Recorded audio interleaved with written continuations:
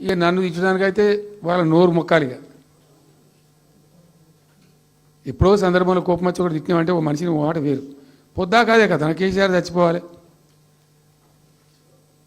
మాట్లాడినప్పుడల్లా ఎక్కడైనా మాట్లాడు, ఏ సందర్భంలో మాట, నువ్వు కాలేజీలో మాట్లాడు, లేకపోతే ఇంకో కాడ మాట్లాడు, స్కూల్ పిల్లల కాడ మాట్లాడు.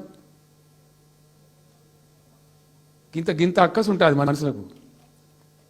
అది కరెక్ట్ అవుతుందా? సో ఇష్టం వచ్చిన పద్ధతులు, మాటలు, ఇష్టం వచ్చిన దుర్మార్గ ప్రచారాలు, అన్ని పచ్చి అబద్ధాలు నోరు తెరిస్తే. రియాలిటీ వేరుంది, జరుగుతున్నది వేరున్నది, అన్ని రికార్డ్ అవుతున్నాయి, ప్రజలలో అన్ని గమనిస్తున్నారు. సో కాబట్టి ఏదేమైనప్పటికీ పాలమూరు రంగారెడ్డి ఎత్తిపోతల పథకం విషయంలో ఎట్టి పరిస్థితుల్లో రాజీ పడం.